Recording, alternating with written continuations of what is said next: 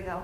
Good morning, everyone. Again, we'll run through this one more time. I'd like to invite you all to take your seats, and if you could, please silence or turn off your phones. We've got about a couple minutes until we're going to start here. If you need the restrooms, if you go out this door on the far left, they will be right there. And if you make it out this main door and turn left past the registration tables, they will be right there. Thank you.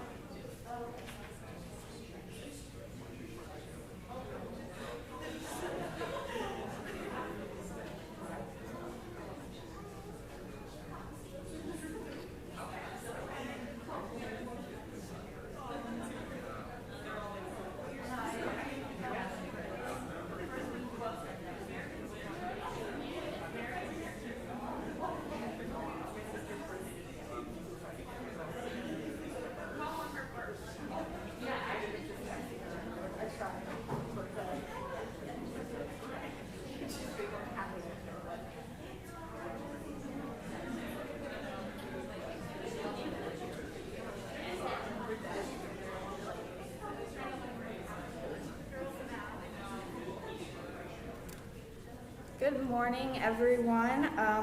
I would just like to introduce myself real quick. My name is Alyssa Brink, and I am a senior art and architecture major here at Norwich University. I'm also in the university's honors program and undergraduate research fellow this year. And to offer welcome remarks and kick off the conference, I would like to introduce to you all our Provost and Dean of Faculty at Norwich University, Dr. Gaines, who oversees all Norwich academic affairs and internal operations. Dr. Gaines' PhD is in Environmental Toxicology from the University of South Carolina's Arnold School of Public Health. She is internationally recognized for her expertise in environmental and human toxicological risk assessment and worked for the Department of Energy prior to entering academia. Dr. Gaines is also a certified wildlife biologist and has consulted for the US EPA, USFWS, USDA, NASA, and as well as the US Department of Defense, and continues to serve these agencies in various capacities. And here we go. Wow.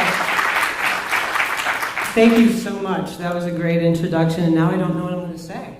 No, that's it. But thank you, everybody, for being here. This is actually my first public address as Provost of Norwich University. I am so and to be doing it at this conference is very special to me, because as I was introduced, that's what I've done. I've devoted my career to the environment, and I get to share that and experience this conference with people who are like-minded. So let me start out. I'm going to go a little bit from a script because I wanted to make sure that I address everything that my beloved colleagues here want me to in terms of the conference. So please welcome everyone to the third Resilient Vermont Conference.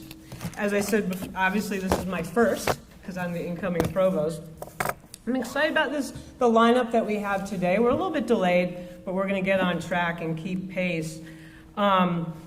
I've just started the position, although I've been in a little bit of transition, and it's a great way for me, starting out with this conference, to learn more about how we at Norwich fit into Vermont and Vermont resilience. So it's gratifying that the plenary is focused on Vermont and the new Global Warming Solutions Act and the subsequent Climate Action Plan. This conversation will set the tone for the rest of the day. A little bit about myself, and sometimes people ask me, what does a provost do? And I thought, how am I going to do this in a one-liner? So I like to say, my job is to help the faculty help the students, right? And that's what I do. But how did it start for me?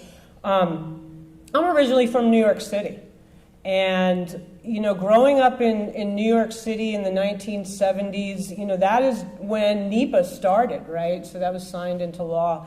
First environmental law, many of you know, is Endangered Species Act, 1969, and then 1970, the National Environmental Policy Act, which was signed into law by Richard Nixon. And then I grew up in New York City as things were changing. The environmental laws were changing, and the Clean Air Act and the Clean Water Act, and around me was getting a little bit cleaner. But, there was still a lot of pollution in the environment. It wasn't something that, for me, I knew I really didn't want to be in New York for the rest of my life, New York City. And I remember, there's one pinnacle moment in my life that I want to share. I don't know, I was maybe 6 or 7. I was driving the car with my dad, and we were in Brooklyn. We were going over one of those, kind of small overpasses, and there were 2-3 African-American men, and they were fishing. And I saw one of the guys pull in a fish, and I thought, oh my gosh, I didn't realize fish could survive in these, I'm 6 or 7, but it's pretty dirty. I was like, wow, fish, and I said to my dad, I said, is he going to eat that? And I'm thinking, it's pretty gross, right? I mean, he shouldn't be eating that. And my dad said, yeah, he probably will. And I thought, oh my gosh, doesn't he know? Doesn't he know it's polluted? And, it was just, it was kind of in the book. If there was a book, it'd be like foreshadow. And I thought to myself, this is horrible, that somebody would eat polluted fish like that. I was 17 and I left, right? And I went up to SUNY ESF right across the way from here. And for me, as a kid who was actually coming right here to Vermont, that was my first experience to realize that the world wasn't like New York City. And the beauty of Vermont just really inspired me to become a wildlife biologist. So I got my undergraduate degree at SUNY ESF, if you're familiar with it, and taught in the Adirondack Mountains. I taught field ornithology. It was some of the best times of my life. And I went to Purdue University, and that really brought me the pathway of understanding that being an environmental biologist was a lot bigger job than what I was experiencing in the luxury of being a field ornithologist, and started to learn about technology and how technology has affected the environment and the balancing of technology and laws and how that affects people's lives every single day. And then I had to get a job, and I was hired by the Department of Energy at the Savannah River site, and I really didn't know much about it, but if you don't know the Savannah River site, it's one of the 5 legacy sites, kind of like Oak Ridge or Los Alamos, and it's where they used to make weapons-grade material for nuclear bombs. And my job was to look at how the environment responded to that. And that's when I really started to understand the effects of human actions on our environment. It was a whirlwind for me in terms of learning about radionuclides, all sorts of stuff. That's where I met my husband. And at the time, my laboratory was collaborating with scientists in Chernobyl, and he was one of the first scientists to go over there. And so I became a part of that project, and that led to collaborations in the Ukraine that still today. And it's very meaningful as well, as we see on the news. At that point, it was where it kind of typified back to that moment in Brooklyn where I thought, gosh, that person eating contaminated fish. And I started working with a group. It was a consortium between the 5 legacy sites here in the United States, where it's a group called the Consortium for Risk Evaluation with Stakeholder Participation, where we started to look at the effects of the environmental practices of the government on human populations and how that generated risk to the water, to the land, to everyday life for people who live around these legacy sites. I also got involved with NATO, and it was at a time when we were trying to figure out how Europe could come back and start selling food after Chernobyl, and having arable lands and looking at the dairy industry, the farming industry, and making sure that was going to be safe for human consumers. That was a big part of my life, and when I decided to go back for my PhD, I wanted to devote that to looking at the effects of the environment on human health as well. And so I got my PhD in environmental toxicology. And that's where my academic life started. And I moved to the Midwest. It wasn't mountains, but I went to the Midwest. And it's a very different environment there. Again, looking at that environment and looking at how agriculture has affected our environment, and you really understand that our actions have consequences. But the advent of nitrogen fertilizer has a very similar legacy to nuclear, right? Nuclear started in weapons, but then we used it to try to help humankind with nuclear energy. And that, of course, had unintended consequences. Well, we did the same thing with nitrogen fertilizer. We learned how to fix it. It was actually, fixing nitrogen is a term, for those of you who don't know. So fixing nitrogen, and we did that originally to try to blow things up. But then we realized we could actually use it to fertilize our plants. And after World War II, being able to use this new type of technology fed the world, right? So the United States stepped up, and we started, making a large amount of crops to help feed the world. But then those same practices had unintended consequences, and it contributed to a destruction of a landscape, pollution in our waters, that's now leading to the dead zone in the Gulf of Mexico. And so as my career went on, I reflected, and all the actions that we have consequences, and we have to work together in every single arena. Because if we decide that we're going to make change, it has to be together. And so I was there in the Midwest for about 12 years, and I was in my department, and I was doing some great research, and I was working with undergraduate students and graduate students, and really having a great career. And then I got a call. I remember it, Friday afternoon, and I was asked if I'd be interested in applying for a position as dean at Embry-Riddle Aeronautical University. And I thought, what? Did you get the right Karen Gaines, Embry-Riddle Aeronautical University? Yeah, I said, I don't think I really fit. And they said, well, but you study extreme environments. And they study extreme environments. And they're interested in expanding in those areas in flight and space, especially space. And I said, okay, I'm listening.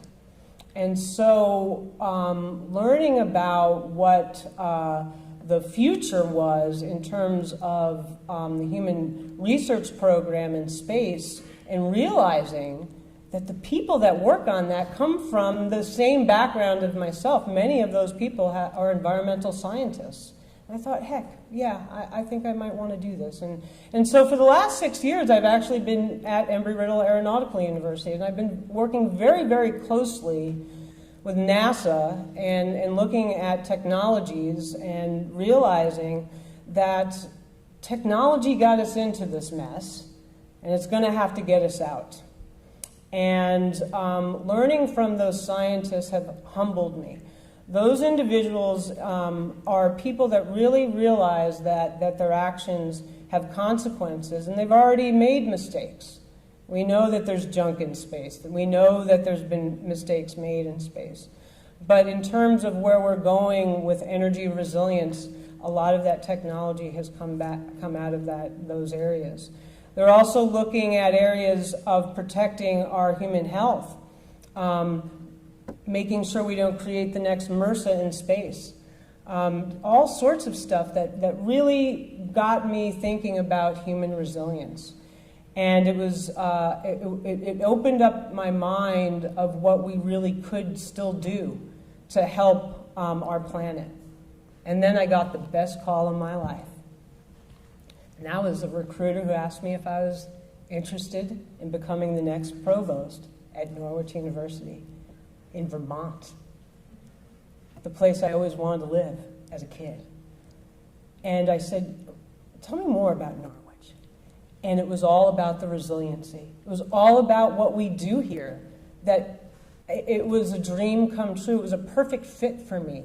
And to be able, I don't know, 25, 30 years, really if I think about, 45 years from being that kid on that bridge in Brooklyn, not the big one, but a little one, thinking about the environment, thinking about resiliency, and now being able to come back here, it's my privilege. So being able to be the first speaker of this conference is an absolute honor. So let me go on a little bit back to script if I can, to get things going for the conference and talking about what we're about to do and the regrets of President Anaruma who couldn't be here. But we're coming out of resiliency, and he's in Berlin right now, and he's kickstarting our programs there with our students. So I look at this gathering today, and I feel reassured that we can do a heck of a lot. We have the resiliency. I think the community of you all, right, the Resilient Vermont Network, see the changes in our landscape and ecosystems and society, and you're willing to learn more, right, and make those changes. To collaborate and share best practices and work collectively on building and mitigating and adapting so that we can remain resilient here in Vermont. It will truly take all of us, not just me, the scientist, or, my friend over there, the engineer, but as social scientists, as artists, as being able to bring the humanity in back of who we are, right? Artists, that we come together, this difficult work that we have in front of us to build resilience here in Vermont. And I'm grateful to be here, and I'm grateful that Norwich can host this conference and our Center for Global Resilience and Security that is hosting. Sorry for bumping this mic, that's really annoying, right? As you've seen in today's conference program, we have 3 separate tracks, 6 sessions, and we'll be able to have the ability to explore Vermont's food security and water rights, debate the relationship between renewables on our grid. These are not easy conversations to have, but we're going to find the ways to make equitable access to resources and incentives for all Vermonters. We'll also discuss migrant education and share stories about resettled refugees right here in our home state. Then we'll look at what we have right here and really understand what it's all about, the outdoor spaces here in Vermont, and local food and conversations, and learning more about the organizations that are here in the front lines of our resilient work. We applaud these heroes that are around us today in this auditorium. The afternoon programming features a suite of hands-on and interactive events and offers a needs keynote to 4 outstanding workshops on building our resilient bodies and regenerating our lands and expressing ourselves creatively. Throughout my career, I've placed people and communities at the core of my professional obligations, looking at the future of our students as well as our communities. And I'm grateful to be in this state that values its social capital as strongly as Vermont does. Patricia Preston will expand on the key role that Vermont plays on the global stage next. And so I'll say that all of us at Norwich University are excited to be a part of Resilient Vermont. And this conference, we're looking back, 2011, when Tropical Storm Irene tested Vermont's resilience. through the current pandemic and celebrating the successes and learning of lessons learned and looking back. What could we have done differently as we move forward? Here at Norwich, we look back at the university's over 200-year history, and we do the same. That's how we get better. I believe Norwich University is an exemplar of a resilient story, growing and thriving, even with wars and conflicts, fires, economics, and the disease that we just went through and currently are still facing. Norwich community truly lives by our motto, I will try, and continues to place service to our country and community before itself. A year ago, President Anarumo took on that challenge, started his presidency in a pandemic. I remember reading the New York Times article about him moving into the residence halls with the Corps because he understood what it means to be resilient, and it's that humanity that gets us through things, and he did that, and he lived that. Under his leadership, our campus and community thrived, and we were able to reopen and continue to serve our students. We grew during that time. We learned best practices and grew our cybersecurity, nursing, engineering, criminal justice programming, and adding more educational pathways to our professionals here in Vermont and as a global stage. We protected and strengthened our humanities programs when so many universities around the country ignore them. But we understand that that's a core to who we are at Norwich. We're adding to our leadership center to join our 3 current research centers of excellence in resilience and security, cybersecurity, digital forensics, and peace and war, and support all our work in these renowned institutes. As a senior military college, we take great pride in our graduating students in all of our service branches of the military, our athletes. We're also growing our civilian student population to be servant leaders and expanding our international student body and our internship and study abroad opportunities. We are experiential, boots on the ground education. It's our core value at Norwich. And sometimes those boots are online, right? Our CGCS, our graduate studies online is expanding as well as our undergraduate offerings because we understand that to be resilient, we have to have ready and relevant education in years to come.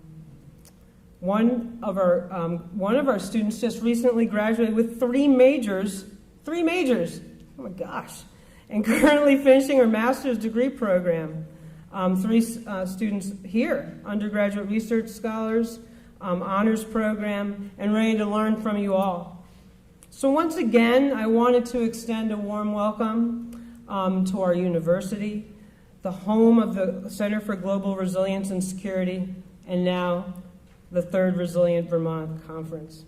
I invite you to engage deeply in the conversations and debates today and participate in all of today's activities. I know that the planning team at CGRS has worked so hard on this conference, and they've done a great job. So I wish all of you a wonderful day, experience. I'm going to be in and out, but thank you again for letting me be the opening speaker of this session. Thank you.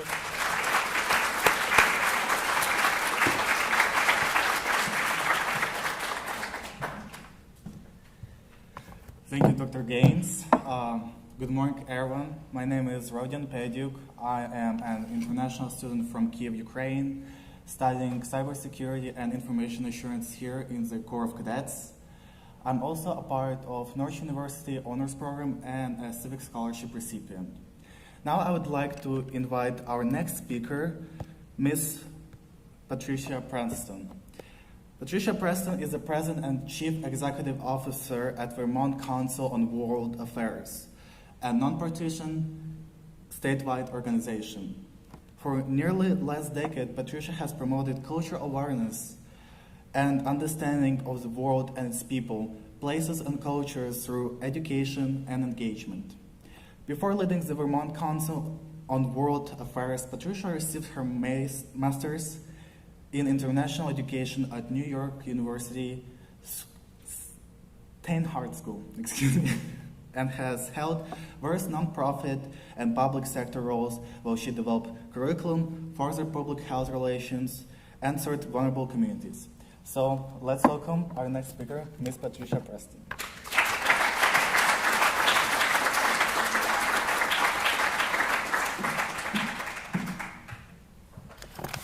Rhodium, thank you so much for that warm welcome, and thank you, Dr. Gaines, for your really wonderful opening remarks. Can you all hear me okay? Is that close enough? Okay, wonderful. So thank you to everyone here at Norwich University for both, for those of you who planned and organized this and brought us all together today, but those of you who also are coming to speak on panels and engage in this really important conversation. One of the initiatives at the Vermont Council on World Affairs is that we lead a statewide program that really promotes awareness and understanding of the world and its people through public forums and civic engagement.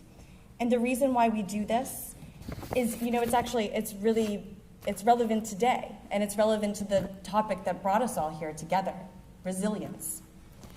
And it's really fitting for our organization to run these programs that go around the state and bring people together and talk about resilience, and to be here today because our founder, Senator Warren Austin, and also the first U.S. ambassador to the UN, believed deeply in people-to-people exchange and civil discourse as key to promoting awareness and understanding of the world and its people, ultimately leading us to a safer and more prosperous world. Through my work at the Vermont Council on World Affairs, I have seen firsthand that when Vermonters come together to engage in civil discourse, we can discover new pathways that will lead us to a more inclusive, sustainable, and resilient future. Today, as we explore the importance of a resilient Vermont, we are reminded of our collective and powerful role in a larger global story. And for that, I'm grateful for the opportunity to be with you here this morning and discuss Vermont's role on a global stage. We find ourselves living in an increasingly globalized world where we're facing very complex challenges, from the rise of global food insecurity to the growing refugee and climate crises. While there are clear obstacles before us, there's also a window of opportunity here in Vermont to respond to these crises and emerge as a leader on a global stage. On the path to becoming more resilient, we can and we must become more inclusive. This means we have an opportunity to improve migrant resettlement in Vermont by creating welcoming communities, both through educational opportunities, but also through workforce development opportunities. The strength of our state comes from our collective effort to move Vermont forward, whether we're creating these inclusive communities I just mentioned or furthering our sustainability efforts. In my work at the Vermont Council on World Affairs, we partner with the U.S. State Department to identify leaders on climate action initiatives from renewable energy to sustainable agricultural practices to climate adaptation and mitigation. As a result, the State Department sends leaders from around the world, these are leading industry experts, to come here to Vermont to meet with Vermonters at the forefront of each of these fields. Many of these experts will be speaking in these panels here today, and the State Department and the world see us here in Vermont as leaders in this. Whether it's renewable energy, agricultural initiatives, or leading academia and research, the world sees Vermont as a leader. But there are still no shortages of opportunities to innovate and develop new ideas so we can secure our place on the global stage and compete in a future green economy. In order to make lasting progress, we must come together to examine these challenges and discover the opportunities that will equip us for the future. This is exactly what's brought each and every one of us here today. Throughout the day, we will hear from industry, nonprofit, community, and academic leaders who will share how Vermonters are taking action in response to these challenges that we're facing. The Resilient Vermont Conference is a necessary and significant step forward on the path to building a more promising future. We know that the strength of our state comes from our collective effort to bring these initiatives and ideas forward, to find common ground, and to make true and lasting change. Now, more than ever, it is important that we reflect upon how we can take action and create a resilient future. It is each of your continued engagement in this work and your participation that demonstrates how we can work together to build a more peaceful and prosperous world. And it's my hope today that this is just the beginning of many more conversations, and you'll continue to carry everything that you learn here today into your local communities, and that we can all work to build a more resilient Vermont. And I know that this is the first year back in a while, in year 3, and I'm very much so looking to year 4 and continuing to see how this grows and how Vermont continues to stay a leader on an international and local scale. And we'll continue to bring experts from around the world here to engage in that work and make a more resilient Vermont. So thank you so much for being here and allowing me to discuss Vermont's global role.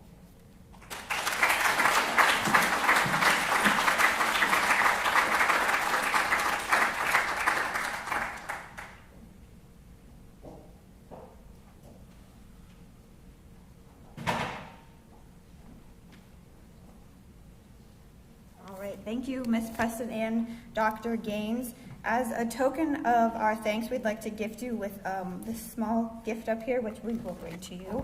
And just thank you again once for your powerful remarks here for us. And at this time, I would like to invite our plenary panelists to come take a seat up here on stage with us.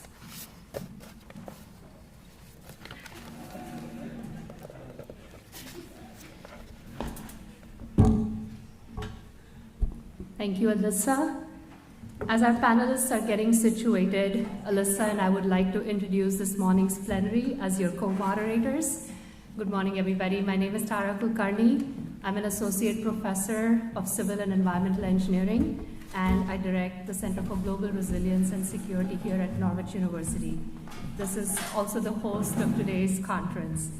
So today we're talking about the Climate Action Plan, which Vermont released in December of 2021. In September 2020, Vermont passed the Global Warming Solutions Act, or Act 153, which resulted in the creation of a climate council whose members were tasked with developing the Climate Action Plan. The Climate Council is a 23-member body. 8 are cabinet members, 7 are Senate appointees, 8 are House appointees. A steering committee, 5 subcommittees, and a number of task groups are responsible for building out the framework for measuring and assessing Vermont's progress on the actions of the Climate Action Plan. The 5 subcommittees are Rural Resilience and Adaptation, Agriculture and Ecosystems, Cross-Sector Mitigation, Just Transitions, and Science and Data. This initial Climate Action Plan identifies 26 pathways, 64 strategies, and 234 specific action steps. The plan's 5 impact areas are cutting climate pollution, capturing carbon, resilient working and natural lands, vital communities, and cross-cutting solutions. All right, so let's get into it. Although I wasn't in Vermont when Tropical Storm Irene landed, I've lived through tornadoes, snow, and ice storms, and even some monsoons. The explicit call to build resilience and the work being set in motion by the Climate Action Plan, which we'll be able to discuss here, is of great interest to me as it will relate directly to my field of work. So panelists, thank you all for being here again. I'd begin to briefly introduce each of you and then invite some of the opening remarks. So first we have Chris Campy, the Executive Director at Wyndham Regional Commission, Jared Duvall, the Executive Director at the Energy Action Network, and Julie Moore, who is the Secretary of Vermont's Agency of Natural Resources. So thank you again for being here. We also have Senator Rob Pensdale, who is on her way, so we'll expect her shortly, and she'll be joining the panel as soon as she gets here. All right, so panelists, I invite each of you to expand on our introduction by reflecting on your work in building Vermont's resilience since Tropical Storm Irene came through Vermont in 2011 and through the pandemic, and now as you craft and help Vermonters implement this climate action plan. So Chris, could we start with you, please? Sure. Thanks for having me. You'll tell from my accent that I'm from southern Vermont. And I just came off a week and a half vacation in Virginia and South Carolina, and I have not yet recovered my full Vermont accent. Glad to be here. There's a lot to reflect on in a fairly brief period of time. I was here about a year, a little longer, before Irene hit, and saw the transformation that caused in terms of the state's capacity to respond to disasters. I was appointed to the council by the House to represent municipal interests because as a regional planning commission, we serve, in our case, when a regional commission, serve 27 municipalities, 27 towns in southeast Vermont, ranging in population from, I think it's 4 in Somerset now, they doubled in population, huge growth, to about 12,000 in Brattleboro. And it's been a fascinating to get to really know Vermont intimately and its governance. I'd worked in several other states and county, at different levels of government, local through county, state, and I used to work for the federal government too. And Vermont is fairly unique even within New England. And one of the challenges I see, in implementing the climate action plan is, I think as a state we need to have a real honest conversation about the capacity of municipal governments to do what state policy says we need to do, especially when those state policies rely upon action at the municipal level. In Vermont, municipal planning is optional. Towns can choose to adopt plans, they can choose to follow the state's policy goals, they can choose to do zoning or not. They can choose to participate in the National Flood Insurance Program, they can choose to adopt river corridor policy. There's constant change in the towns, and I'm increasingly seeing them, I think, starting to break at both the political and operational capacity levels. With regards to the climate action plan, I think we accomplished a lot in a really short period of time. One of my concerns about the plan actually stems from the Global Warming Solutions Act, which actually it prioritizes greenhouse gas reduction, which is absolutely essential. It has to be done. But adaptation and resilience are kind of on a second tier. If I could change something, it would be to elevate that to be at the same level of priority as greenhouse gas reduction. But when we were working on the plan this past summer, our region of the state suffered its worst disaster since Irene, and I saw how we've really come a long way in terms of responding and repairing physical infrastructure, or especially public infrastructure, roads and other things. But we're still learning how to deal with individual assistance needs, household needs, damage that happens to homes. In our case, this disaster, I believe it was the record four wettest summer months in our recorded climatological history. While I was testifying before House Natural Resources on an issue, we had just had that disaster, and coming up towards us was Hurricane or Tropical Storm Fred, and then we had Henri, and then we had Ida. Now, luckily, we didn't have a direct hit either. Luckily, we didn't have a direct hit from any of those three, but any one could have resulted in a truly cataclysmic, like Waverly, Tennessee type situation. And I think a lot of the rest of the state was fundamentally unaware of what was going on. but we had a lot of damage done to homes that people just had never experienced before and weren't expecting. And I think at the individual level, we still have a good bit of work to do. That was a good kind of trial run for the state's new individual assistance response format. But within the Climate Council, I serve on the Just Transition Subcommittee, and one of the things that concerns me about our capacity to respond is the reliance really on almost the goodwill of communities to get people back on their feet. And some of our means that people have to access for individual assistance, if you don't know who to report to, if you don't know how to access like the Vermont Disaster Recovery Fund, if you don't have a COAD, a competing organization active in disaster, if you don't have these other kinds of supporting structures there, it's really difficult for individuals to get assistance.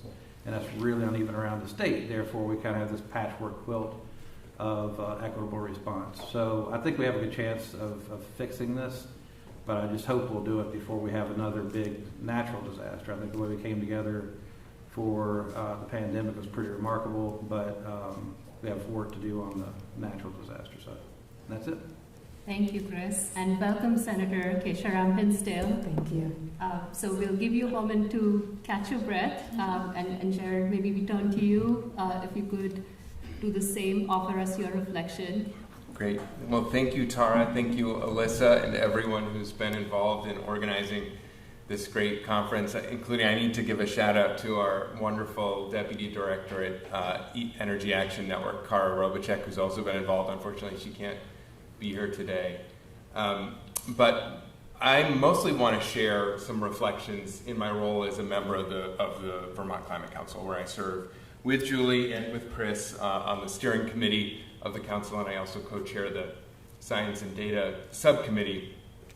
And whether it's my work at the Energy Action Network, which does tracking and research and analysis for Vermont on energy, emissions, the economy, and equity, or whether it's the work on the Science and Data Subcommittee for the council, I always try to start with the science. And I feel like our climate scientists around the world are being as clear as possible as they can with us.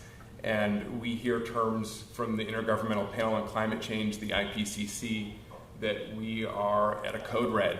The last report, they said, look, this is really effectively our last warning. We have less than a decade to cut global greenhouse gas emissions in half if we are going to avoid the worst impacts of a destabilized climate.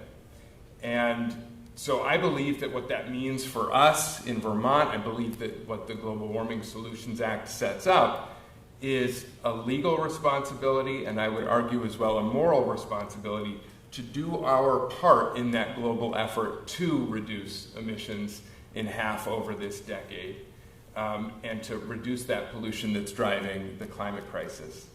In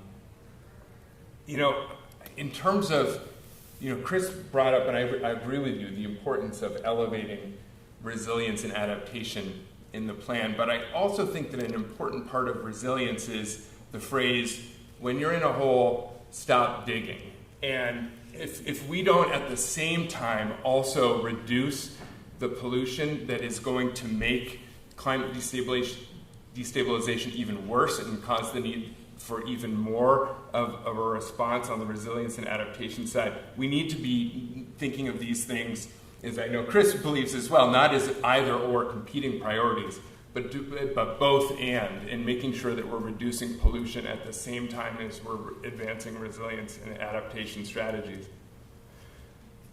The climate action plan that we all put together and passed on December 1st of last year, when we added it all up, all of the recommendations, I believe that it gave us a real chance to meet our legal and moral responsibilities to reduce pollution by the amounts required in the Global Warming Solutions Act.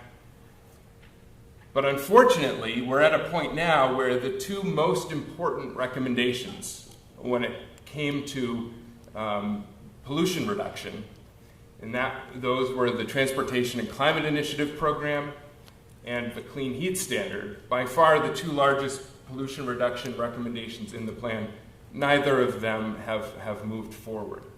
So as it stands now, we're in a very tough spot. The Climate Action Plan is a shell of what it was intended to be, and we are nowhere close to being on track to what the law requires and what I think Vermonters, especially future generations of Vermonters, expect of us. And I'll just briefly talk about these numbers. The Global Warming Solutions Act requires Vermont to reduce our emissions 40% by 2030. The Clean Heat Standard that did not pass because it was opposed by the governor and the legislature failed to override that veto by one vote, that would have got us a third of the needed reductions. The Transportation and Climate Initiative was designed to get 26% reductions in transportation sector emissions around 2030. And so those were by far the two biggest pollution reduction strategies. And because of opposition, including, unfortunately, from our governor, neither of those have moved forward. And we as a state, we as a climate council, are in a position where we have to figure out a way forward, because that legal responsibility and that moral responsibility is not going away. It's not enough to say no without a way forward. I would say that there are some positive things coming out of the legislature this year. The governor proposed and the legislature passed, thankfully, an important down payment on some additional climate action, including an additional $80 million for weatherization, especially weatherizing the homes of low and moderate income Vermonters, which is important from a pollution reduction, a resilience, and energy equity lens. But I think we also need to be honest and put that in context. The pathways that the council commissioned by experts from Cadmus and the Energy Futures Group of what it would take to meet our legal requirements for emissions reduction. Those pathways pointed to the need to weatherize 90,000 additional homes of Vermonters by 2030. That $80 million is an important step, but we need to be clear, at an average of $10,000 a home for comprehensive weatherization, that's 8,000 homes. That's less than a tenth of what we need to do over this decade. And it's a similar story, but even smaller numbers when it comes to electric vehicles. We've got $12 million that passed in the budget for EV incentives at $3,000 to $4,000 an incentive. That's 3,000 to 4,000 additional electric vehicles over the next couple of years, when the target is 126,000 electric vehicles replacing fossil vehicles by 2030.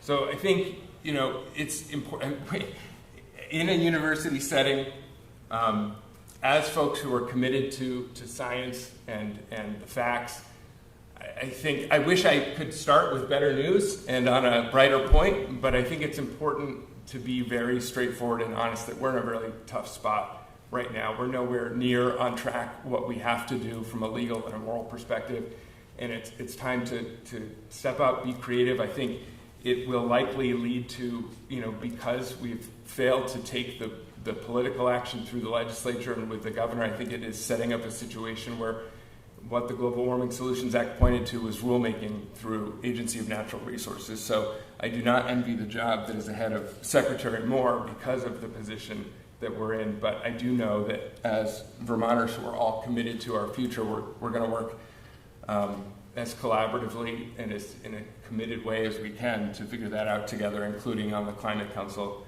going forward. I would also just say that I think resilience is not just about, I think as everybody here would agree, environmental resilience or social resilience. It's also about economic resilience. And I think one of the most important things that has gotten missed from this conversation, and that was a really important part of the Climate Action Plan, is that there was an economic analysis conducted of the pathways for how we could reduce emissions by getting off of fossil fuels. And what it showed was, yes, over the next 30 years, we will have to make significant investments in weatherization, in electrification, in getting off of fossil-fueled equipment like heating systems and vehicles. But when we do in that investment, the estimate was about $16 billion over the next 30 years. But at the same time, that analysis looked at the avoided costs from the high cost, very price volatile dependence we have on gasoline, diesel, fuel oil, propane, fossil gas. And the projected savings, the net savings over that period, were $22 billion. So we're talking, that analysis suggested a $6 billion net savings from making this transition. And it's because I think we too often think of the fossil fuel status quo as though it's okay, as though it's not costly, as though it's not creating a massive energy burden and inequities for Vermonters. And what the goal has to be not just to reduce emissions and pollution, but help Vermonters get onto energy sources that are lower cost and less price volatile and that keep more of our money recirculating here in Vermont and investing in our community. So that's enough from me, and I look forward to doing that work with all of you going forward. Thank you, Jared. And actually, a lot of what you said is part of some of the questions that Alyssa and I have. But before we get to those, we'd love to hear from you, Secretary Moore. Sure. Thank you. Good morning. It is a pleasure to be here in person with a number of you this morning and just share a few thoughts about the role of the Agency of Natural Resources in climate action. As many of you know, ANR has 3 departments: environmental conservation, fish and wildlife, and forest and parks, and all have a role to play both in greenhouse gas mitigation, but also ensuring the resilience of the Vermont landscape. I'll focus my remarks this morning on what I see as 3 of the foundational components of ANR's work in the climate space: mitigating significant flood vulnerabilities, ensuring ecological connectivity, and the work we are currently engaged in to stand up a climate office that will coordinate the work of state government in fulfilling a number of the requirements Jared just spoke to from the Global Warming Solutions Act and supporting implementation of the Climate Action Plan. So I'll start with flooding, which is, as a surprise to no one, is the most common recurring hazard in Vermont. And obviously the most well-known example that Chris spoke to was the widespread flood damage from Tropical Storm Irene. I assume many recall that the state received as much as 8 inches of rain in about 24 hours, which means almost every river and stream in Vermont flooded. And there was incredible damage: 2,400 roads, 300 bridges, a half dozen railroad lines, and well over 1,000 homes and businesses were damaged or destroyed by the storm. Another interesting impact of the storm came out of some research done by the University of Vermont, which found that over 560 mobile homes were damaged or destroyed. And that's really striking because mobile homes make up only about 7% of all the residential units in Vermont, but were about 40% of the units that were affected by Tropical Storm Irene. And I point this out because Irene really laid bare the disproportionate impact that flood events can have on mobile home communities, but also that link between climate concerns and environmental justice concerns that Jared also spoke to.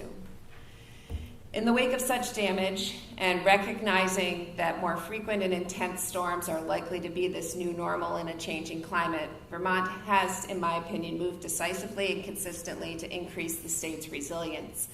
We've worked to integrate the best available science into both our recovery efforts as well as forward-looking state policy. A small sample of these works include protecting and restoring literally thousands of acres of wetlands. These are win-win-win projects that improve resilience, create habitat, and also improve water quality. Efforts to rebuild roads and bridges to withstand future floods by taking steps including adopting state-level codes and standards for resilient roads, as well as a major planning initiative between the agency and the Agency of Transportation to look not at rivers and roads, but to bring those considerations together in our planning efforts. And then investing more than $30 million in helping move vulnerable Vermont landowners and have them relocate from areas that have experienced repeated flood damage. Shifting gears to speak a little bit about ecological connectivity. As you might expect, addressing the conservation challenges of climate change is core to the agency's work. We know that species are going to move in response to climate change and to follow the presence of preferred or essential habitats. But these changes are going to be unpredictable in terms of their scope and timing. So therefore, our best strategy for adapting conservation to climate change is to foster an interconnected landscape of high-quality habitats and natural communities so that species have that ability to move and adapt in response to whatever changes may occur. Tools we're using to support that strategy include the conservation of land and habitat. This is obviously one of the most important steps the agency takes in helping maintain a resilient landscape for an uncertain future. And every year we are purchasing and restoring land for long-term conservation based on values including fish, wildlife, plants, habitat, natural communities, and public enjoyment. We've also been working with partners throughout New England and the eastern Canadian provinces to try to ensure a well-connected regional landscape so that wildlife can move within this broader landscape context, knowing that they don't know where the boundaries of Vermont exist. And then habitat management, and in particular invasive species control work, with land use planning and regulation to protect high-quality natural communities and important wildlife habitat and maintain a constant vigilance for new species that may intend to take up residence in Vermont under our changing climate regime. And then just close briefly with what I see as a fairly exciting new development, and that's that the state's budget for the coming fiscal year will create an Office of Climate Action at ANR. This office will coordinate the implementation of new and ongoing state-led climate initiatives, as well as the monitoring, assessment, and tracking of climate adaptation, mitigation, and resilience activities necessary to evaluate progress over time in achieving the requirements of the Global Warming Solutions Act. This organizational capacity will be important as Vermont works to deploy the nearly $300 million in climate action investments over the next several years that were contained in last year's and this year's budget.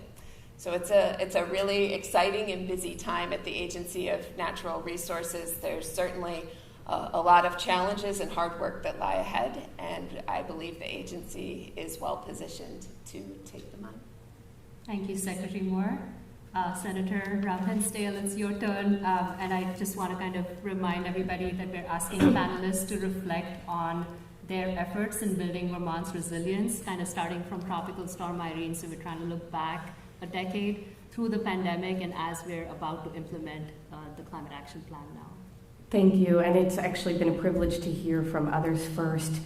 I was on a plane this week with somebody who said, you know, I just moved here from Washington, D.C. last year because Washington, D.C. is getting so hot. It just feels like every year it's hotter and hotter. So I consider myself a climate migrant to Vermont, who just moved to the new north end of Burlington. I said, you know, that's really interesting. I once considered myself a climate migrant. I grew up originally in Los Angeles, and, you know, my Indian father was constantly trying to figure out how to keep us close to the coast, away from poor air quality. I worked for the Coalition for Clean Air in high school, and I was very keenly aware that at some point when we lost the income to be able to live where he wanted us to live, the air was equivalent to smoking cigarettes, and the water coming out of the tap was more likely to give us cancer. And when I worked for the Coalition for Clean Air, I learned a very important lesson because we were working to transition dry cleaning establishments, if you can imagine. Some of you can nerd out with me here, that dry cleaning establishments are actually some of the most polluting and carcinogenic facilities that exist in the country, the majority of our brownfield sites. And they also are bad for the respiratory health of the workers in the facilities. And so we were trying to phase out perchloroethylene from dry cleaning. And my role was to start building relationships with the Korean immigrant community and translate materials into other languages. And why was that? Because they own 2/3 of the dry cleaning establishments in Los Angeles, and saying we're going to transition away from this polluting toxic chemical, but we're not going to talk to the people whose economic livelihood is most affected would have proved disastrous, and again created and deepened that divide between the environmental and economic desires and outputs of our communities. And that's essentially at the heart of trying to raise environmental justice as a core principle and lens through which we look at our environmental work. And it's what I fought for since I started in the legislature well, since before I started in the legislature, but about 14 years ago. I want to take us a step before Tropical Storm Irene, because I actually felt like it was so obvious what was going to happen in Tropical Storm Irene to those most impacted, and that it wasn't the impact only that was disproportionate, but people's ability to experience resiliency. That's an incredible privilege, and we have not lived up to that even to today. People have trauma from Tropical Storm Irene that they are still living out. They still feel like they never got help in the mobile home communities, in low-income communities, if they didn't speak English. They were thoroughly left behind. Some folks may remember different communities were affected in the spring of that year by the lake rise.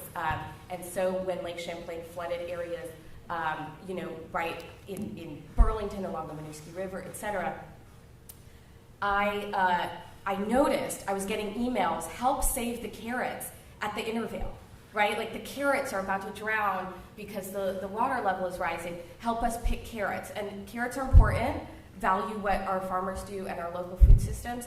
There is a community called North Cove. That's a lot of legacy Abenaki folks and low-income folks who live right near the mouth of Winooski River.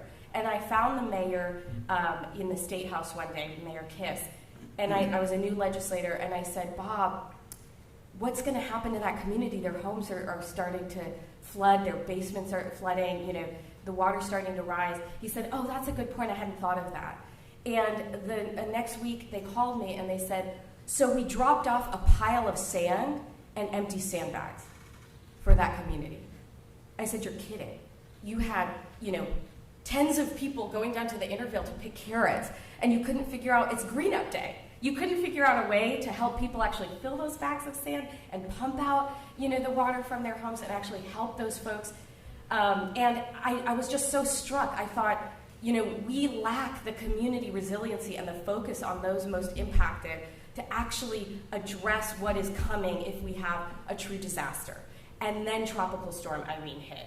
And as Chris said, it was so apt. It was really up to the goodwill of a lot of people and a lot of communities. And goodwill goes to where they know people are and they have socially embedded relationships. And so I was on the housing committee, touring Waterbury and seeing scores of people coming out with trash bags and, drying out basements and ripping things out to the studs and helping people start to rebuild their homes. And then we went to Duxbury, which has a lot of mobile homes. And they said, we feel like we've been watching planes fly overhead and everyone's forgotten about us. We haven't seen any help. We haven't seen any volunteers. We don't even know if people know we're here and that we're suffering. And so I think we have to bring it back to resilience and who gets to experience resilience. Because I've been doing this environmental justice work for long enough that we recently got a grant from the High Meadows Fund, and it was UVM, Vermont Law School, and Center for Whole Communities where I was working before I became a state senator. And we started traveling to Newport and Rutland and then doing digital conversations in the pandemic. And those conversations on Zoom were so critical. And what we would do is, when we had those in-person conversations, we'd pay people $20 and feed them and offer childcare. And when we started doing Zoom conversations, people might think, oh, well, now it's Zoom, so you can pay people less. No, you have to pay people more because it's a pandemic, and their time is extremely precious, and they are in stress mode, trying to figure out how to take care of their families. So we paid people $50 to talk to us on the phone. We got interpreters. We talked to people with disabilities. We talked to people in geographic isolation, seniors, people in mobile home communities, people who don't speak English. And we had these conversations where, again, people said, we would ask people, can you name the environmental concerns that you have in your community?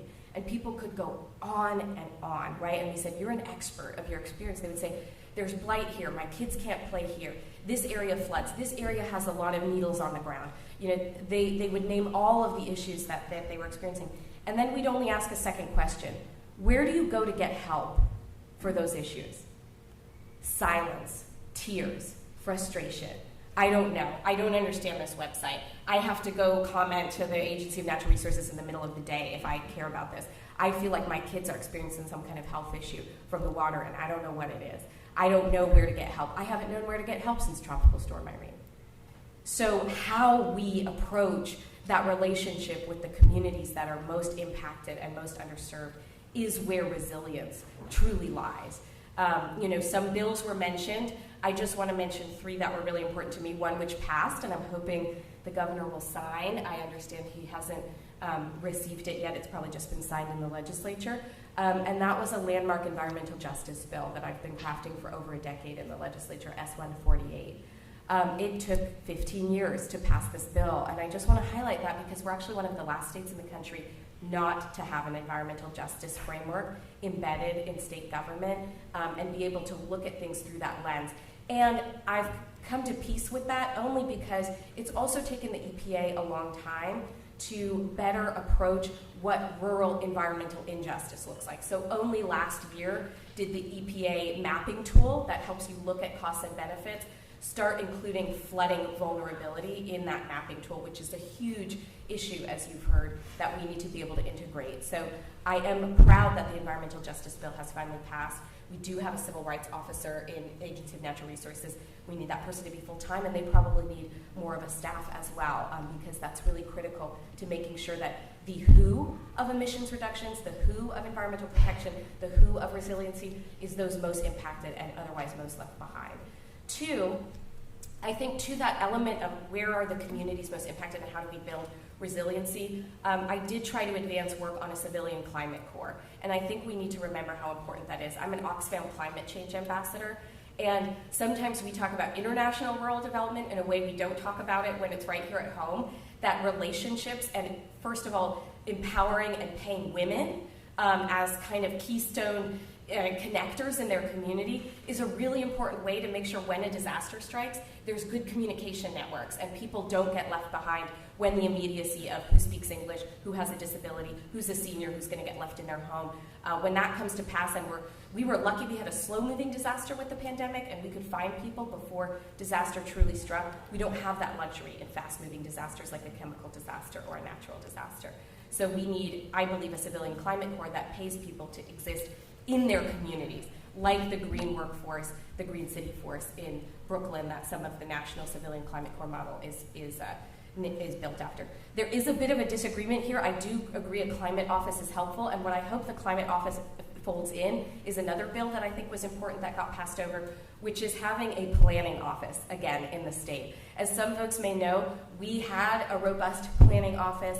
It focused on land use, and at some point we said, we have that function elsewhere, and about 20 or so years ago, we dissolved our planning office in the state. So we have regional planning, but there's no overarching planning that ensures that they're all speaking the same language and that we go beyond the region to understand how the full state is planning. I don't think you can have resilience without good planning and someone coordinating that at the state level. It is frustrating to me. We're probably the only state in the country, as far as I can see, that doesn't have a statewide planning office. So sorry to get too wonky, on all of you. I think there are key investments we have to make, but we still know that, when you don't have home ownership, you can't get a solar panel. And, if you're more likely to forego heat, because you're a person of color, because you're low income, because these programs don't speak to you, because you don't know what weatherization means in your language, you're not going to be able to experience the resiliency that is a privilege of all of those factors, having the income, having access in your own language, feeling culturally like you can approach this, and seeing it in your own community. People can't look at an electric vehicle or a solar panel and trust it unless they see it on their neighbor's home or in their neighbor's driveway. And we still haven't approached that for most low-income communities in the state. Thank you, Senator. And thank you, all of you, for explaining your role in Vermont's resilience building efforts. I'd just like to maybe say 2 things in response to all of your comments. One was just a conscious decision to build this conference framework. So we start with big picture, move down into the community level, and then to the individual level. So all of our sessions today, you'll see those areas being targeted in terms of questions and discussion. So thank you for helping us set the stage there. And Senator, especially to your point about equity and the human core of resilience work, we're really excited that for the second time in a row, we were able to host an entire track which is on human resilience, because we see that as fundamental to building any sort of resilience in the natural resource world, whether it's energy or water and food and other essentials. In terms of translations, this is a little bit of a brag, but through the Center for Global Resilience and Security, thanks to our wonderful mentor, Dr. Thomas, we are able to put together a language ambassadors program. So we have students who are going to help translate the key summary from each session in the conference, as we've been doing with all of our online webinars through the last academic year, into as many languages as we can. So last year we experimented with French, German, and Chinese, and Spanish, and then this year hopefully we'll get to do more languages as our school becomes even more international. So Chris, maybe I'll start with you in terms of a question.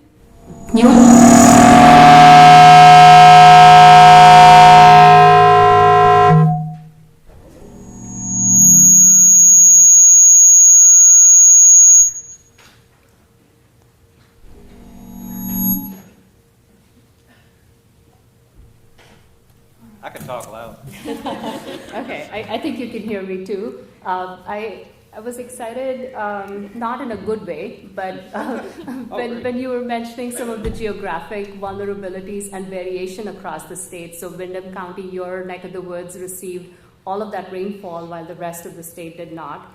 And especially some of the issues that you brought up at the municipal level with just the inconsistencies across municipalities and how much resources one has and ability to carry on the resilience work. Because you sit at the head of this regional planning commission, I'm curious to know how regional planning commissions are moving some of this work forward, especially as regional hubs. And then are there lessons learned there that could be embedded into the climate action plan as we kind of start looking at updates as we implement this version? Sure, it's a good question. Regional commissions, when I first got here, we really didn't have a big role in emergency planning. It was more around supporting these local emergency planning committees, which was actually supposed to be focused primarily on like hazardous materials in communities and reporting of where they're at. But then what happened with Irene was the state was beyond its own capacity just to deal with state infrastructure, so they brought in the RPCs to help support the towns, and this is a whole new relationship was born. Critically, regional planning commissions were 95% funded by grants from the state. We don't have a revenue generating mechanism, so we can do basically what the state and state agencies ask us to do. And importantly, we have what's called the Emergency Management Planning Grant, administered by VEM. I think the funding originates at the federal level through Fema.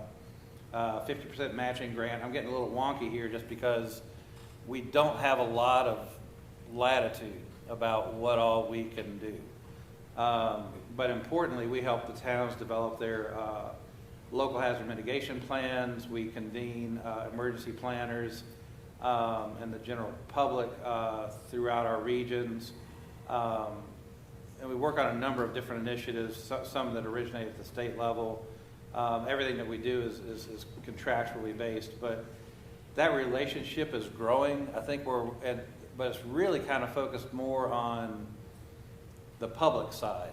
And I think that's because really and I don't know to what extent we'll talk about at this conference, but nationally, the FEMA model is there are no helicopters that come in and drop money in people's hands and say, here, you have the resources to rebuild your lives. The most you're going to get, I think, is, correct me if I'm wrong, like $30,000 to replace your clothing and get food and find some lodging, unless you're permanently displaced. But it's a system that's built on community networks. And as we were just discussing, if you're not part of that community network, if the community doesn't know that you exist, I remember during Irene when we would go, I just happened to go around with FEMA looking at individual assistance needs. And as we would go into some towns, they were like, well, everybody's okay because they have a place to live live. But they weren't thinking about the mold. They weren't thinking about, frankly, at all about renters in the resort communities. They weren't thinking about the itinerant, the workers, and much less elsewhere in the state. I'm sure there were issues with the farm workers and other migrant workers that we have here. So I think our relationship is continuing to grow. also, the challenges that the towns have working with FEMA, we actually have a couple of towns who sometimes will refuse or try to refuse to report damage information because they don't want to see FEMA come in, which can actually make a big difference in trying to ring that disaster declaration bell so that FEMA so it triggers all the things that come with that. But my biggest fear is the implementation of the National Flood Insurance Program and the flood hazard bylaws at the local level is profoundly uneven. And the adoption rate of river corridor bylaws to try to protect properties and disincentivize development in river corridors, where you have what's called fluvial erosion, which is a big word for the soil washes away whatever's sitting on it, goes downstream. That's almost gone to zero because the political will has just evaporated, and frankly, a lot of people just don't remember what happened. So I hope that helps answer your question. Thank you. Thank you. I haven't lived in Vermont very long, so it is fascinating hearing about that and how the community works in such a capacity like that. So thank you again for discussing that with us. My next question that we have would be for Secretary Moore. Is the Agency of Natural Resources prepared to implement this plan? And are there places where rulemaking, as Mr. Duval noted, that may be used to meet the requirements for the Global Warming Solutions Act? Sure. So, I mean, the plan itself, it does not solely fall to the Agency of Natural Resources to implement. Many of the strategies and actions contained in the plan are really driven by incentives and education and require a strong partnership with our legislature. There were a handful of specific rulemaking initiatives identified in the Climate Action Plan. We refer to them as the California Clean Car and Clean Truck Standards. Some of you may know under the Clean Air Act, there are two different sorts of types of vehicles that can be made available for sale in any given state. They're either consistent with California emission requirements or they are consistent with federal, what we sometimes refer to as CAFE standards. Vermont has a long history of signing on to the California Clean Car Standards, and this means that over the next 13 years, there will be an increasing number of electric vehicles made available for sale in Vermont. Ultimately, by the mid-2030s, internal combustion engine passenger vehicles and light-duty trucks will no longer be available for sale in Vermont. So this is a really significant market-based transition that will take place over the next 12 to 15 years. We're in the process of drafting our rules. We are walking shoulder in shoulder with the state of California in putting these rules in place. But I expect you will see talk about them over the coming weeks. We need to have those rules in place by the end of this calendar year. There may be other rulemakings that ultimately the agency needs to take up. Certainly that's going to be a consideration that the council will need to wrestle with if it's in order to achieve the requirements of the Global Warming Solutions Act, if it'll ultimately be necessary to take what I would describe as a more command and control approach as opposed to the incentive-based approach that the Climate Action Plan currently envisions. And the council will be continuing to meet over the weeks and months ahead, and I know that will be an area of active discussion. Thank you, Secretary Moore. Okay. Thank you. Senator Rob Pensdale, the Climate Action Plan has been developed with an equity lens, and it has these 6 guiding principles, and they include prioritizing the most impacted first and moving at the speed of trust. Can you speak to this, please? Is this really feasible? Does Vermont have sufficient resources to implement these parts of the plan, and especially through this framework, and meet the timelines of the Global Warming Solutions Act? Whew, that's a big question. So I think those principles are really noble. I think it's really valuable that they ultimately underpin the work. I think they're only as good as our ability to measure them and to hold ourselves accountable to them. And that, I think, we have not yet lived up to. I am really grateful that in the Environmental Justice Bill, the initial resources set aside are for a mapping tool. the environmental justice movement around the country has iterated and come back to, we need to be able to see the disparity to tackle it.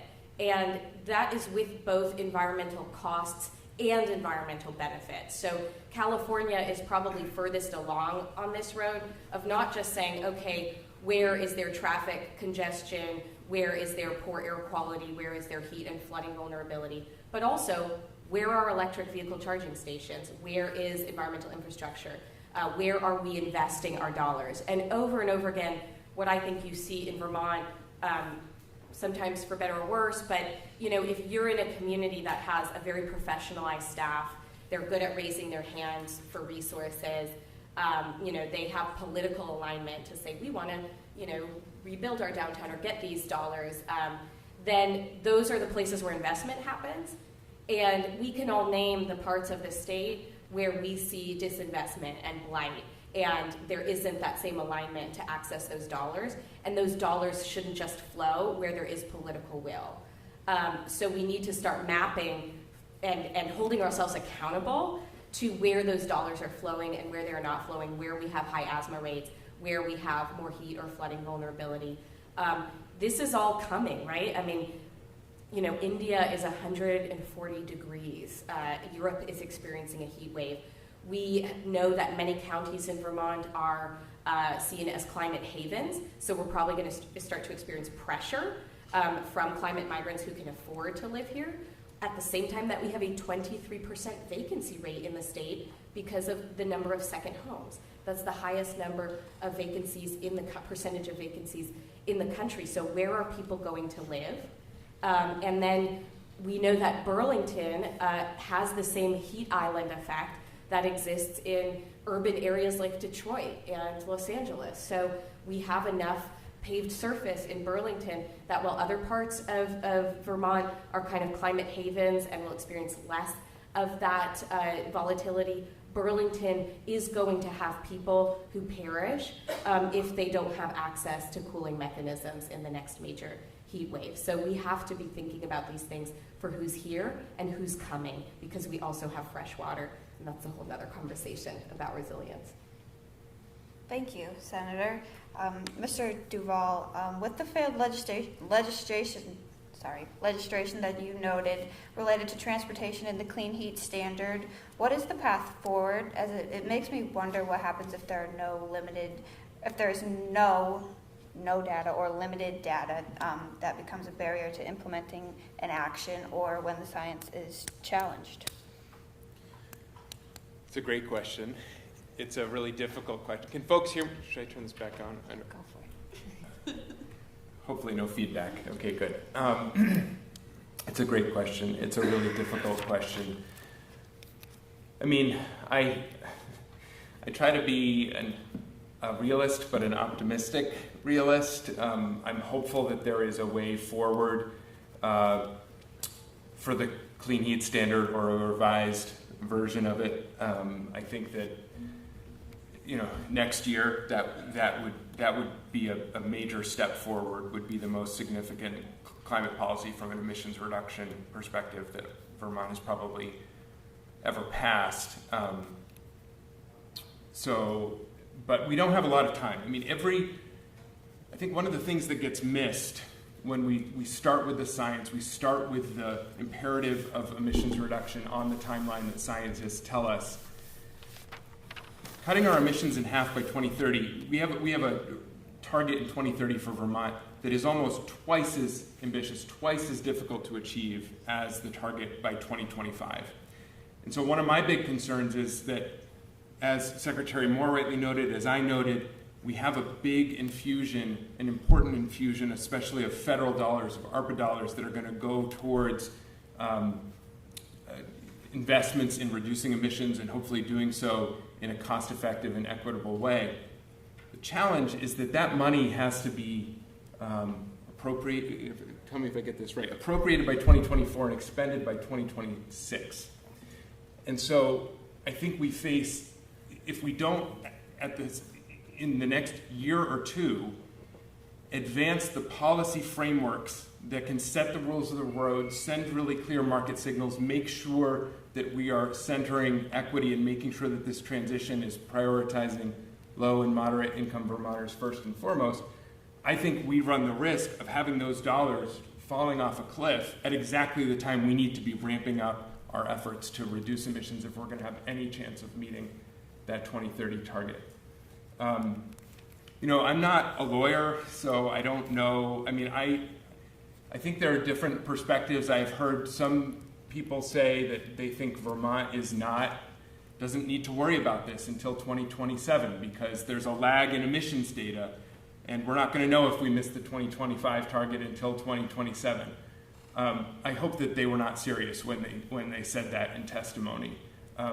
What we've seen in other states is that legal action can take place prospectively, not just retrospectively. So in Massachusetts, which has a similar Global Warming Solutions Act framework, the Conservation Law Foundation looked at their plans, realized they weren't going to add up to meet their requirements, and proactively sued them. And that case went to the Supreme Court of the state of Massachusetts, and then the state of Massachusetts was under a court order to put together a plan to reduce emissions, which, by the way, was one of the reasons that Governor Charlie Baker, a moderate Republican, was the biggest champion of the Transportation and Climate Initiative, who then said when he backed away from that the reason he had to back away from that is that other states in the region did not step up. So I think that, I don't know who will bring a case. I would not be surprised if a case is brought, because I think any objective, realistic look at the plan shows it falling far short of adding up right now. I do not want that to happen. I think we all worked in good faith to try to make sure that wouldn't happen by crafting a climate action plan that could add up. But when you don't pass the biggest planks of that plan, I think that becomes that type of legal action becomes more likely. The other option, and again, I'll preface this by saying I'm not a lawyer, it'll probably be in dangerous territory, just thinking out loud. But it was very clear, and I would have to go back and look at the exact language in the Global Warming Solutions Act, in the Solutions Act, but it said that the ANR has the ability to advance via rulemaking the recommendations of the Climate Action Plan. And the Clean Heat Standard was unanimous, it was a consensus recommendation of the Climate Council. The way it was written was to implement the Clean Heat Standard. The first step we identified was legislative passage. 1 vote short in the House, 99 votes. I don't know if that means that because it was a recommendation by the council that ANR should look at advancing the Clean Heat Standard through rulemaking. Maybe that's an option that needs to be on the table. I just know that right now the plan doesn't add up, and we're not on track to meet our legal or moral responsibilities to do our part to reduce emissions. And I just want to say really briefly, Tara, you were saying, starting big picture and getting more local as we go down. One of the things that I keep hearing that I just have to say I'm incredibly frustrated by is folks who will say, why should Vermont act? Why does what we do matter? We're small on the global scale. And when you look at the numbers, our per capita emissions, our per capita contributions to climate pollution, they're higher than any other state in New England. People will say, well, what about China? What about India? What about China and India? The average per capita emissions in China are 7 tons a person. In India, they're only 2 tons a person. And here, they're about 15 tons a person. And the people who are experiencing the worst effects hit first and hardest from a destabilized climate are folks, as Senator Rob Pensdale mentioned, who have fewer resources, and they're often folks who live on coastlines or in vulnerable environments. And so I think that, can Vermont solve the climate crisis on its own by reducing our own 10 million metric tons of carbon dioxide emissions or greenhouse gas emissions every year? No. But we do have a responsibility to do our part. I don't think that Vermonters are the type of people to shirk our responsibility or shrink from a challenge. And it's just, morally unexcusable to me that, especially in a state where we have produced historically far more emissions than the places around the world that are going to deal with the worst impacts of the climate crisis, to say that we shouldn't step up and do our part. We have a major responsibility to do our part and go beyond that, because we have more ability and resources to than some other places. Thank you all once again for your remarks here for us. In the name of time, we're going to invite you all just to briefly give us some closing remarks in a minute or less on everything you've spoken about here today. Well, I just want to thank all of you for being here today. Thank the panel for the excellent conversation. Obviously, there's no shortage of work to do in this space to both drive down our greenhouse gas emissions as a state and improve the resilience of Vermont to the changing climate. It's a pleasure that so many are able to join in person. These are really important conversations, and just wish you a great conference.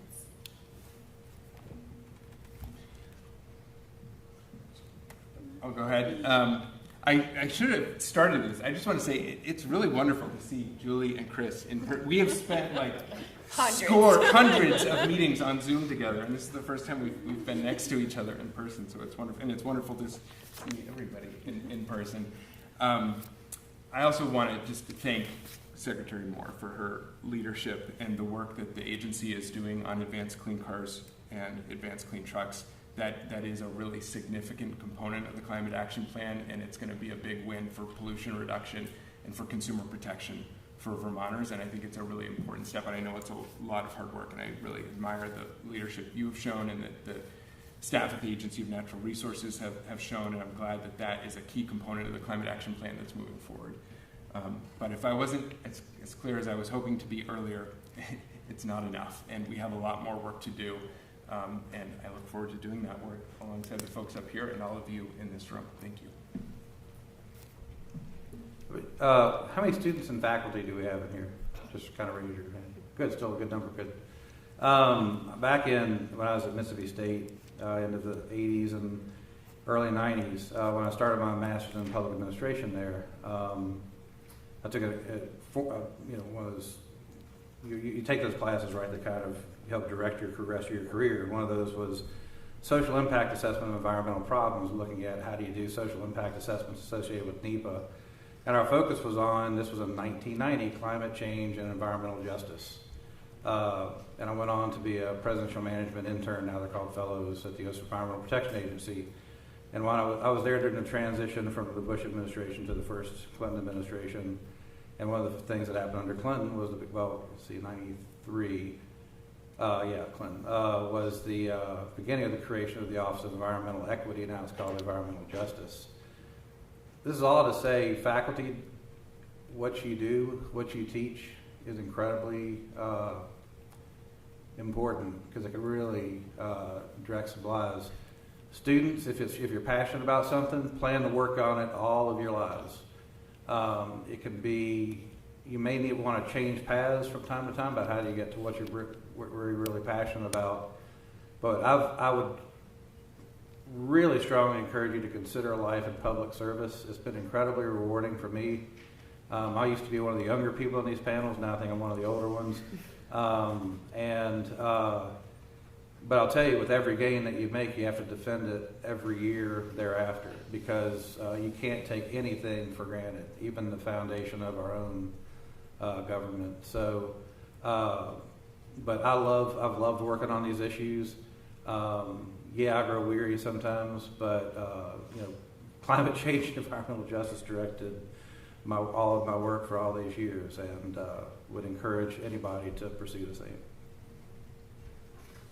So the reason I do what I do is because I still think we see justice and equity as an afterthought.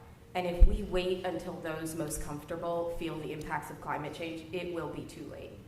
And so when we talk about this atlas of human suffering that the IPCC is trying to sound the alarm around, it's already being drawn. It's already present. And you know that well, because you're talking about resilience and you're talking about how to help those most impacted in the next disaster that comes. And it's on its way. It's probably already here, in this summer we're probably going to experience some of that. And so I just ask that when you do your work, you try not to make justice and equity an afterthought. Oh yeah, we also have to think about this, because those are not only the people most impacted, but I think the other important thing to recognize is those are the people who have some of the best answers, right? I will often say that, Sacagawea and Harriet Tubman were greater environmentalists than, John Muir and Theodore Roosevelt. I mean, they knew this country well. They knew this land well. And we often forget that, those who we think were helping the most with the environmental movement are the ones who created the environmental movement in the first place. That is our work, is to remember that there is traditional indigenous knowledge, ecological knowledge, and unlock that before things are too late and we don't have those answers anymore. And I'll end with saying, we haven't, I think, talked enough about food systems, which are a huge emitter, of carbon, but also something that's going to be really important and critical to resilience. When I was a new legislator, I was a vegan. And, I thought, that's me doing my part, plant-based diet, etc. A lot of immigrants and refugees in Chittenden County really want goat meat. It's a very popular meat around the world, not so much in the United States. And it was getting shipped frozen from Australia for the most part. Some still is, but, that's where the majority of our goat meat was coming from. Meanwhile, we have goat dairy in Vermont, and a lot of the male goats, I hate to call them kids and then say they were being killed because that doesn't sound good, but the young male goats were being killed and not used for anything particularly productive. And so I worked with the Vermont Land Trust and a couple really key advocates who did international rural development work to create Pine Island Goat Farm and have local goat slaughter available, refugee-led, in the community. And so, sometimes we look at the problem. Climate change is like a #1 issue for Vermonters, but it's not what they vote on because they just don't think anybody has any good policy solutions. And that's in many ways because the solutions are the most effective solutions are the most local, are the most systemic, are when you talk to your neighbors and say, what do you need to feel resiliency, to have the food that you need, to have the housing that you need, and then you create those solutions right here. So of course, hold us accountable to policy. Please actually vote on climate if it's important to you, but also remember that there are a lot of things you can do right in your own community that draw out local knowledge, that don't treat people like victims, and will help educate you on the best solutions for us to be able to move forward and save this planet. Thank you so much, panelists. We're so grateful for all of you for taking time to join us today in this really important conversation. And what a wonderful conversation it was. I think it's going to set the tone truly for all the remaining sessions that we have today and all the programming. So let's give our panelists a big round of applause.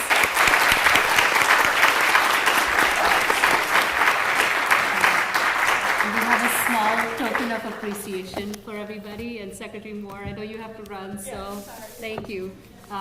So we will take, I know we are running behind schedule, so we'll take a short 10-minute break. There are snacks in the hallway. There's also snacks as you make your way to the different rooms. We will start those sessions at 10:25. And just as a reminder, you can join us in the food and water track. Those sessions are in room 005, so underneath. The climate and energy track is in room 205, so if you follow the corridor as you step out those doors. And the human resilience track is in